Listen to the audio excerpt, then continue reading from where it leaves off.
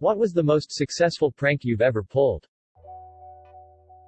One summer when my cousin was staying with us, he and I had a small prank war going on against one another. We decided to put our talents together and try to prank everyone else. We put small piles of flour on each blade of the ceiling fan in the living room. Just enough to not be seen from the ground. A few weeks went by and nothing happened, and we had forgotten about it. And then, the day finally came. My mom had company over. I was in the kitchen and I heard all kinds of shouting, screaming coming from the living room. My cousin ran up to me grinning and said, "It's happening." The living room looked like it had just snowed inside. Everything was coated in a dusting of flour. My mother was screaming, her guests were staring in confusion and the dogs were running around in circles. It was so amazing, until we had to clean it all up. My late husband was a weather nerd and loved inclement weather. One time I was home alone and a huge storm was imminent. I taped the weather warnings. A few days later it was a beautiful sunny day, not a cloud in the sky. We were watching TV and as soon as he walked into the kitchen to fetch a beer, I started playing the warnings. It was so funny. He kept running outside to check the sky. I laughed so hard, and so did he when I fessed up. This is so cute. 1998 I was in 4th grade and got my hands on a universal remote watch. At the time it was super high-tech and nobody had heard of such a thing. I would sneakily turn the classroom TV on every 5 minutes. The teacher, who I despised, was convinced that ghosts were in the room. She unplugged it after the 3rd or 4th time. We told our tech-illiterate teacher to hold the power cord higher so the energy would flow better. She complied. At my school whenever the internet is slow, usually because everyone uses it at the same time, the IT guy tells the younger kids that he needs to refill the Wi-Fi tank. A successful but unsuccessful one. I saw a friend walking ahead of me, so did the old tap on the shoulder but run past on the other side maneuver. However, while concentrating on him I didn't see the park bench, ran into it at full speed, and collapsed behind it. Through the gaps in the seat I could see my friend looking left and right, almost freaking out, wondering who had tapped him in the shoulder. The tears from the pain in my leg kept me from laughing and giving myself away for about 20 seconds. Task failed successfully. After seeing the movie Poltergeist, I thought it would be funny to put all the chairs up on the table stacked all weird and then open all the cabinets in the middle of the night. I thought it would be harmless and my parents would get a laugh out of it. Nope. They believed, 1000%, that it was a ghost we had in the house and it didn't even matter that I told them the truth, they choose to believe it was the ghost. I'm not sure why, but I think they really wanted to be haunted or something. Child of divorce, my dad and I weren't getting along at this point in my life. I walked by his house on the way to my friend's house and saw his car was there. I realized he was in the basement when I just walked through his front door. So I went into his kitchen and flipped over all of his chairs on their side and bolted out the door. Just to fuck with him. I didn't tell him for 4 years, we're all good now and we're getting a beer a couple weeks ago and I said, "Hey, do you remember all your chairs flipping over randomly a few years ago?" The look on his face was priceless because it was like he'd forgotten about it, then it all came back to him at once.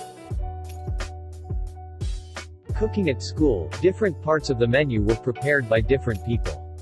The girl tasked with the fruit salad was having grapes when I passed her, so I commented that she wasn't peeling them. "Were we supposed to do that? Of course, didn't you listen?" asked the teacher. A long time later, I had already forgotten the matter, not expecting to be taken seriously. I heard our teacher yell, "Anita, what are you doing?" Poor girl was almost done peeling a pound of grapes. For our high school senior prank at my boarding school, we snuck out in the middle of the night and stole the athletic director's prized golf cart. We pushed it up a hill to the school. One of our friends was able to get keys from a custodian and let us in a back door.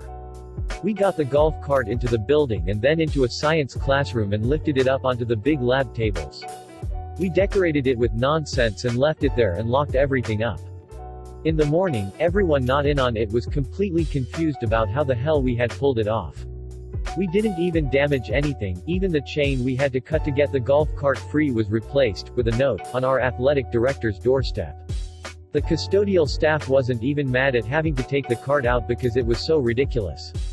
I can only imagine the double take that the teacher did when he entered his class that day. When I was 13 I told my mom my alarm stopped working and asked her to wake me up in the morning. So I stayed up until she went to bed and snuck downstairs. I took a jar of Vaseline and put the Vaseline on my doorknob and went to sleep. The next morning my mom woke me up by screaming, "What the F***, WHO did something like that. You just gave me a wonderful idea. You're going to stick a doorknob up your butt, aren't you?" A buddy of mine from high school went by the nickname TD. One day, my brother asked me what TD stands for, so I look at him like he's an idiot and say Tyrone Draconis, duh. This name came out of nowhere, I had no intentions before that moment of deceiving him. So I nonchalantly go back to whatever I was doing. Brother freaks out saying that's the best name ever and is so excited he can't wait to surprise TD with knowing his name at school tomorrow. Thing is, TD stands for Theodore David. I get to school about 30 minutes before my brother and start explaining to everyone the situation, and to go along with it. Even TD is on board. So, from end of August until early mid-May, every time my brother sees TD in the halls he shouts TYROOOOOONE Draconis. At one point another classmate of mine tried to correct him, but she had a bad reputation with me, believe me, when we first moved there, so naturally he didn't believe her. Then came graduation day when my mom spoiled it. Yes, my parents were in on it too. Brother didn't want to attend commencement, and as a bargaining tool she said, "Don't you want to hear TD's name announced?" Several times. After a couple hours of that, brother comes up to me and asks, "TD's name isn't really Tyrone Draconis, is it?"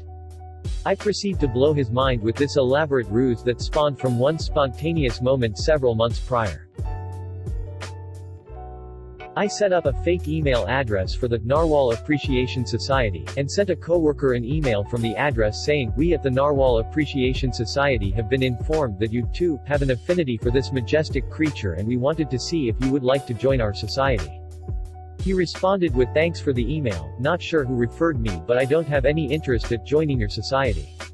Good luck. A couple of weeks later, I emailed him again and listed off the membership dues for the society and upcoming events.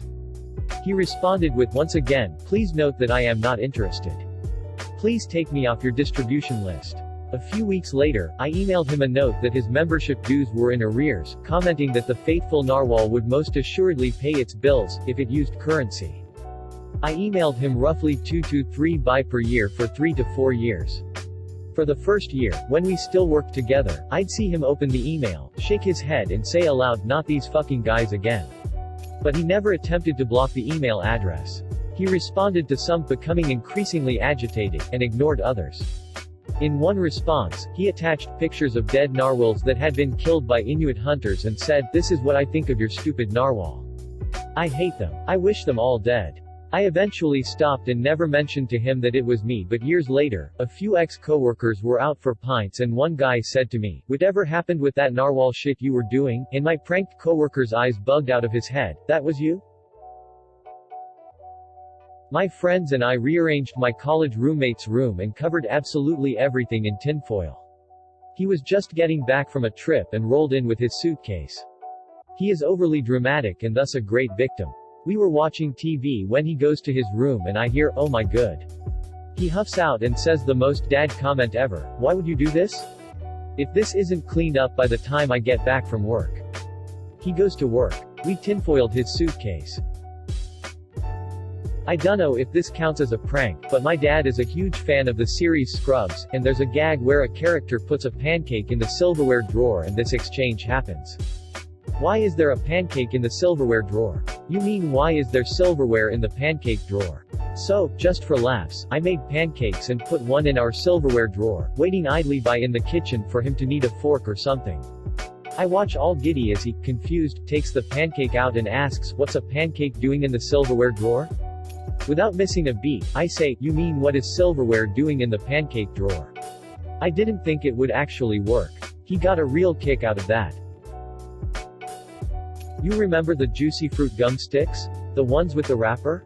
I would carefully open the gum and save the wrapper. Then I would carve a piece of soap to look like the gum, re-wrap it and give it to my sister.